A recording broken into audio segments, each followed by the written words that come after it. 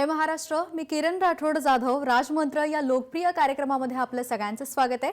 या कार्यक्रमामध्ये आपण राजकीय घडामोडींचा भविष्यवेध घेत असतो आणि या कार्यक्रमामध्ये वर्तवलेली भविष्यवाणी 99% खरी ठरते.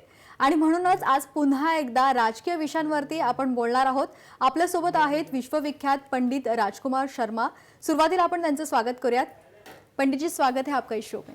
धन्यवाद. थैंक यू जी. सुरुवातीलाच प्रश्न विचारेन जी. जो अभी उत्तर प्रदेश की जो होने वाली है इलेक्शन के लिए, तो इसमें कौन जीतेगा, आपकी भविष्यवाणी क्या बताती है?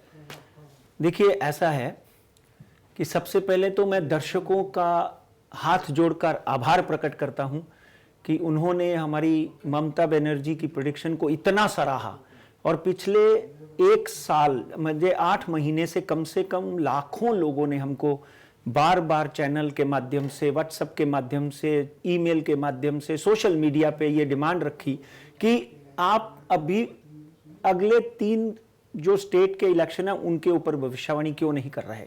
तो आज वो दिन आया है और मैं आपके सामने उत्तर प्रदेश और उत्तराखंड की भविष्यवाणी रखने जा रहा हूं। जैसे आपने पूछा कि उत्तर प्रदेश, कहते हैं कि उत्तर प्रदेश में जो पार्टी जीतती है उसका सीधा जो संबंध है वो दिल्ली की कुर्सी पर होता है। इसलिए उत्तराखंड देश का सबसे बड़ा राज्य माना गया है। सबसे बड़े राज्य में इस वक्त इलेक्शन होने वाले हैं और 403 सीटें हैं वहां पर। 403 सीटों पे पिछली बार भारतीय जनता पार्टी स्वीप कर गई थी। और पहला सवाल आपने जो किया है कि उत्तर प्रदेश में सरकार कौन बनाएगा, पहले सवाल का जवाब है कि भारतीय जनता पार्टी वहां पर सरकार बनाएगी। जी, इसका मतलब अखिलेश यादव अपनी जादू नहीं चला पाएंगे? देखिए, यहां तक अखिलेश यादव जी की कुंडली का अध्ययन करते हैं उससे पहले हम योगी आदित्यनाथ की कुंडली का अध्ययन कर लेते हैं। योगी आदित्यनाथ जी का जो जन्म है वो 5/6/1972 को हुआ और जब उनकी कुंडली का अध्ययन करते हैं तो सिंह लगन का स्वामी सूर्य की भांति उन्होंने राष्ट्र को और उत्तर प्रदेश को चमकाने का प्रयत्न किया। हर तरह की वहां पे वो नीतियां अपनाई। यहां से उत्तर प्रदेश को एक नया स्वरूप और नई जंग में उन्होंने झोंक कर अच्छी तरह से उत्तर प्रदेश की जनता का मार्गदर्शन किया। गुंडागर्दी बंद कर दी, कई चीजें ऐसी कर दी जिनसे उनका नाम बहुत बढ़ गया। इस वक्त उनकी कुंडली का जब हम अध्ययन करते हैं 11:50 पे पौड़ी, यानी वो बेसिकली गढ़वाल के हैं और कुंभ राशि, पूर्व भाद्रा नक्षत्र, इस वक्त उनकी केतु की महादशा चल रही है।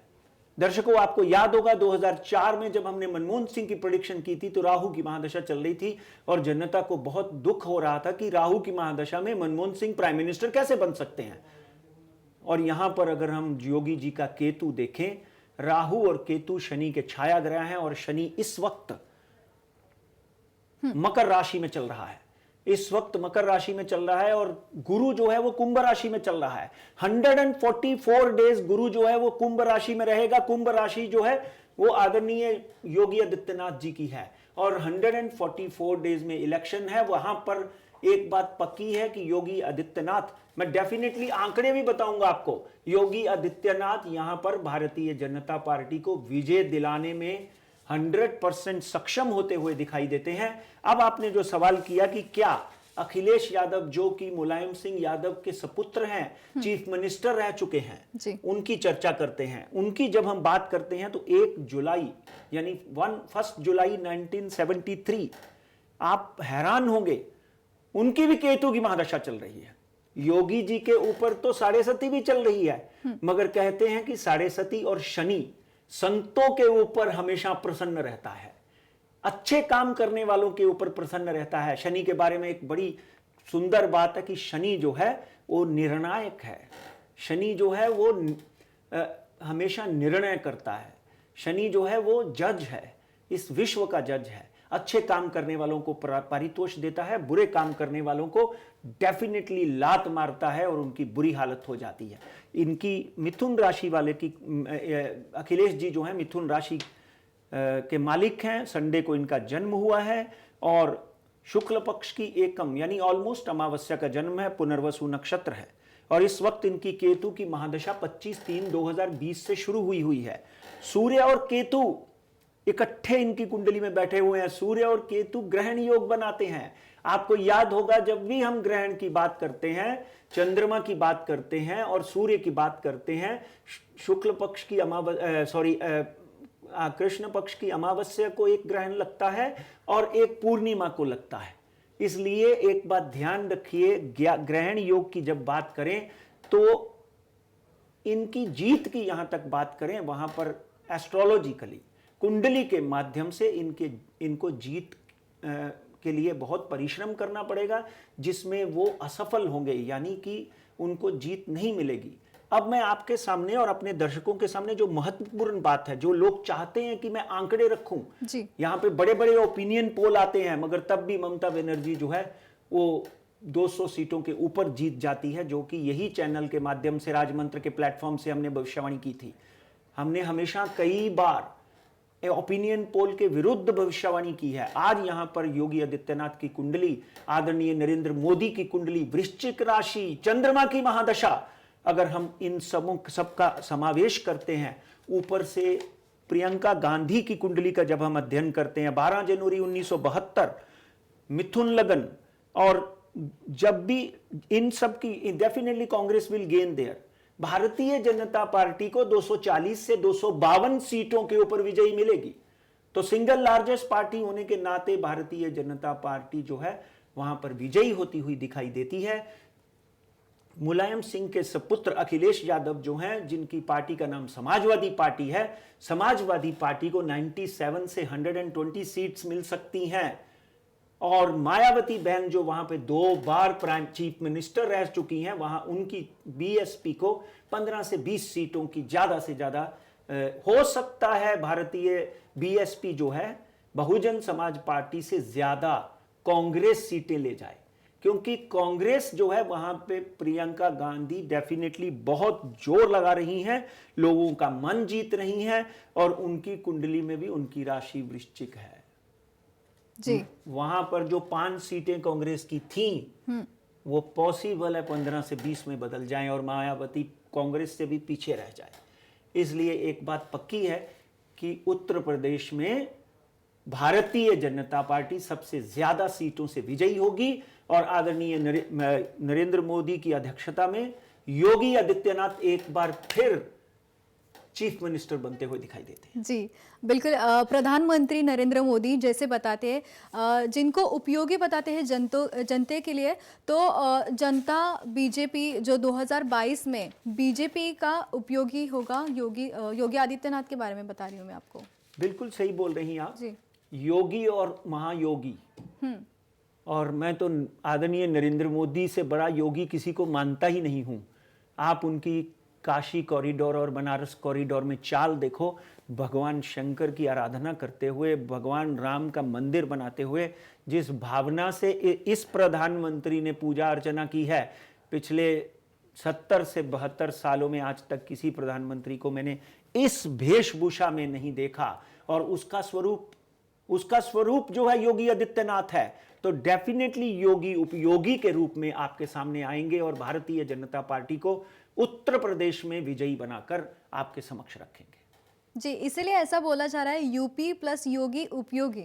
बिल्कुल, महाउपयोगी। मैं तो उपयोगी को आगे एक और महा लगा देता हूं जी। योगी आदित्यनाथ कर्मठ हैं और क्षत्रिय हैं, उसके बावजूद हिंदुत्व का झंडा, सनातन धर्म की यूनिफॉर्म, मोदी जी का अध्यक्ष पद, मोदी जी का आशीर्वाद, भगवान शंकर की आराधना, जिस तरह से ये समावेश बन रहा है, डेफिनेटली शनि की 7.5 में भी योगी जो है विजयी होते हुए दिखाई देते हैं। जी, लेकिन सबसे बड़ा उम्मीदवार कौन लगता है आपको? सबसे बड़ा उम्मीदवार यहां तक अगर हम बात करें तो मैं तो ऐसा है कि भगवान, जब भी महाभारत हुआ ना, जैसे आपने बहुत बढ़िया सुंदर सवाल किया, महाभारत होने के बाद जब भी घटोत्कच के सपुत्र श्याम बाबा, खाटू श्याम वाले, उनको जब पूछा गया कि युद्ध खत्म हो गया, सबसे बड़ा खिलाड़ी कौन था, सबसे बड़ा योद्धा कौन था, तो उन्होंने पता क्या बोला? उन्होंने बोला कि मुझे तो कुछ युद्ध में नजर नहीं आ रहा, भगवान कृष्ण सिर्फ तुम्हारा सुदर्शन चक्र नजर आ रहा था। समझे आप? जी। हाँ, तो इसलिए यहां पर अगर हम बात करें तो यहां पर एक सुदर्शन चक्र है, वो है नरेंद्र मोदी का हाथ। ओके। और अगर हम योगी आदित्यनाथ की बात करें तो सबसे बड़े कैंडिडेट गोरखपुर से योगी आदित्यनाथ हैं। डेफिनेटली दूसरे कैंडिडेट अखिलेश जी हैं, अखिलेश जी भी अपनी सीट के ऊपर विजयी प्राप्त करेंगे, मगर जीत का सेहरा भारतीय जनता पार्टी को उत्तर प्रदेश में साफ दिखाई देता है। 330 सीटों से 40-50 सीटें कम हो रही हैं, इस बात को जरूर आप नोट कर लीजिए। तब भी भारतीय जनता पार्टी की सरकार बनने से कोई नहीं रोक सकता। जी जी, उत्तराखंड के बारे में भी हमें जानना है, लेकिन एक ब्रेक लेंगे। इथे घेऊयात एक छोटासा ब्रेक, लगेचच परत येतोय। पाहत रहा जय महाराष्ट्र।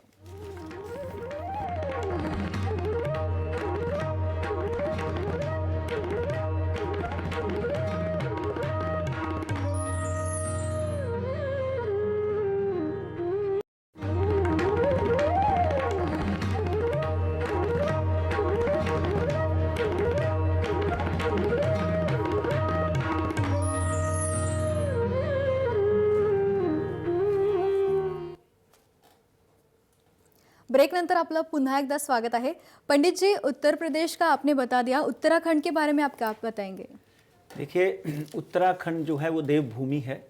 जी। उत्तराखंड में जिस तरह के मंदिर हैं, हरिद्वार है, हिंदुओं का मक्का है, वहाँ पे भारतीय जनता पार्टी अब तक विजयी होती आई है। उन्होंने पिछले 5 सालों में 3 मुख्यमंत्री बदले हैं। कुछ मुख्यमंत्री जो पुराने थे, कांग्रेस के थे, वो बीजेपी में आकर मुख्यमंत्री बने। और इस वक्त वहाँ पर अगर हम बात करें तो वहाँ पे मुख्यमंत्री का नाम है पुष्कर सिंह धामी। पौड़ी और गढ़वाल यहाँ पे उनका जन्म हुआ है। उनकी वाइफ का नाम है गीता धामी। कहते हैं स्त्री का बहुत बड़ा हाथ होता है व्यक्ति को राजा बनाने के लिए। इस वक्त हम पुष्कर सिंह धामी की बात करें तो अचानक से उनके जीवन में एक ऐसी दशा आई, ऐसा एक वातावरण बना कि रातों रात उनका नाम मुख्यमंत्री के रूप में आगे आने लग गया। 16/9/1975 और 17/9 मोदी जी का जन्मदिन है। इसलिए कहीं ना कहीं मकर राशि, इनकी मकर राशि है, मोदी जी की वृश्चिक राशि है। मगर यहाँ पर इनकी जब हम कुंडली का अध्ययन करते हैं तो चंद्रमा मकर राशि में है, मकर राशि पे 7.5 चल रही है, शनि इनका कर्क राशि का है। तो पुष्कर सिंह धामी इस वक्त चीफ मिनिस्टर हैं वहां पर। जी।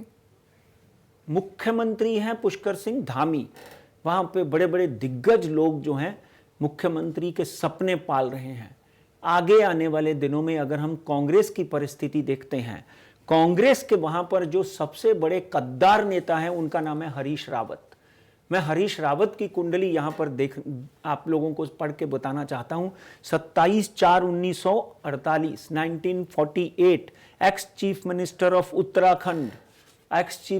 उत्तराखंड। और डेफिनेटली कहीं ना कहीं हरीश रावत जो हैं उत्तराखंड में कठिन परिश्रम करते हुए, चाहे वो मुख्यमंत्री ना बने, जिनके मुख्यमंत्री बनने के योग उनके कम है, कोई नया नवेला अच्छा चेहरा वहां पर आ सकता है। अब यहां पर आपने जो सवाल किया कि क्या वहां पर कौन सरकार बनाएगा, ये बड़ी महत्वपूर्ण बात है। वहां पे सरकार कौन बनाएगा? हमने पुष्कर सिंह धामी की कुंडली देखी, हरीश रावत की कुंडली देखी। 27 अप्रैल 1947 उनकी महादशा बहुत ही खूबसूरत 2024 तक महादशा लगी हुई है उनकी। और आज हैरानगी की बात यह है कि गुरु में केतु की, वहां केतु कहीं ना कहीं बार बार सामने आ रहा है। मित्रों, एक बात का ध्यान रखिए, कलयुग में शनि, शुक्र, केतु, राहु यानी ये दैत्य ग्रह हैं, और देव ग्रह जो हैं वो गुरु, मंगल, सूर्य, चंद्रमा। देव ग्रहों से दैत्य ग्रह जो हैं वो ज्यादा फल देते हैं। इनकी कुंडली का जब हम अध्ययन करते हैं तो कर्क राशि, कर्क लगन, शनि के साथ में बैठा हुआ इनका चंद्रमा कहीं ना कहीं रावण संहिता और पराशर संहिता और भृगु संहिता, इनकी बात करें तो कुछ जगह पे ये विष योग का निर्माण करता है, कुछ जगह पे ये राजयोग का निर्माण करता है। डेफिनेटली हरीश रावत के कड़े परिश्रम के बाद यहां पर एक बात तय है कि भारतीय जनता पार्टी में और कांग्रेस में कड़ी टक्कर होगी। यानी 70 सीटें हैं उत्तराखंड की, 70 सीटों के ऊपर यह कहना बहुत मुश्किल होगा कि बीजेपी सरकार बनाएगी या कांग्रेस सरकार बनाएगी। उत्तराखंड में जैसे उत्तर प्रदेश में हमने कैसे छाती ठोक कर बोल दिया कि भारतीय जनता पार्टी विजयी होगी, योगी आदित्यनाथ जो हैं वो आगे आने वाले दिनों में मुख्यमंत्री बनेंगे।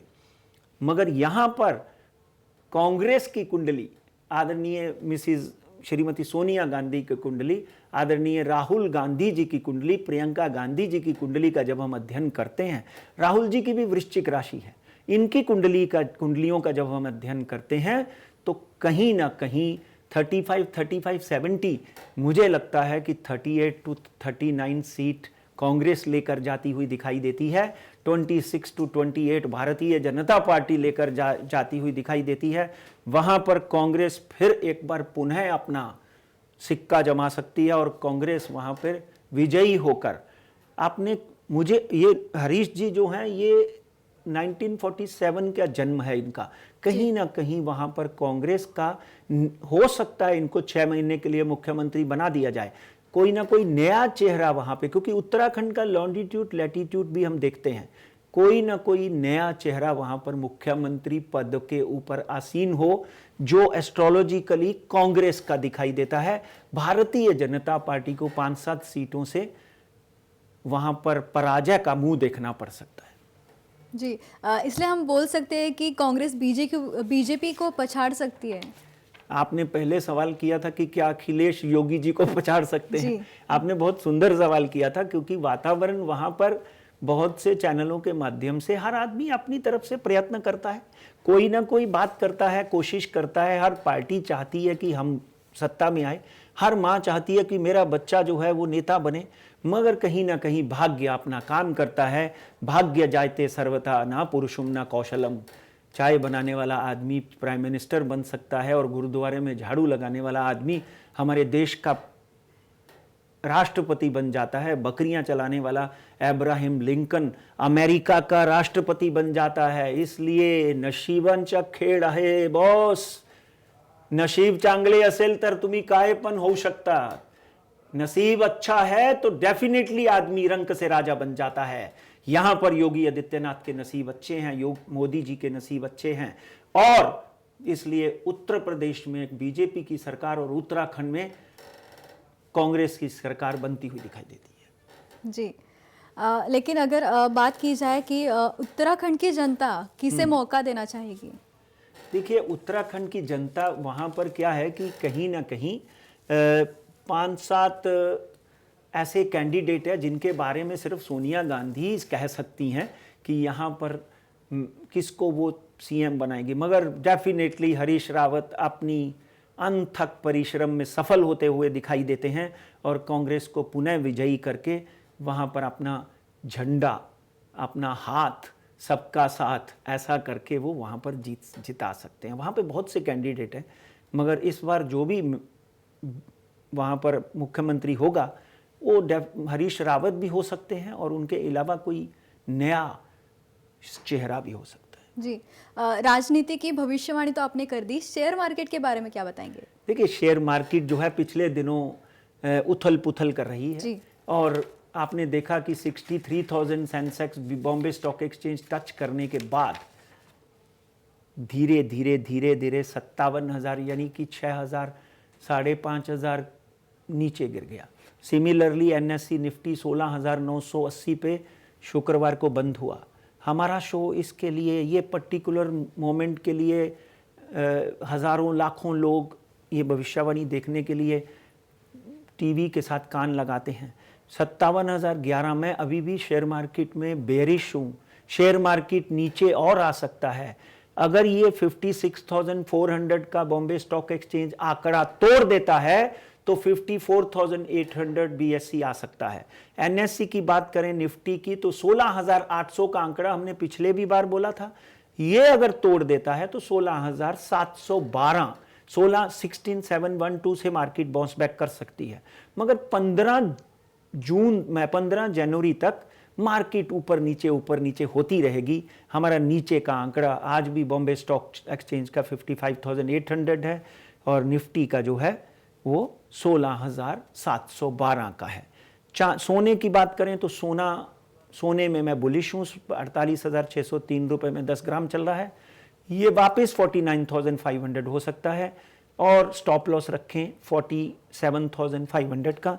सिल्वर 62,165, यानी सिल्वर जो है वो चांदी जो है इस वक्त 62,165 रुपये किलो चल रही है। पॉसिबल है ये 65,000 फिर टच कर जाए। आप 61,800 का स्टॉप लॉस रख के ट्रेड करें।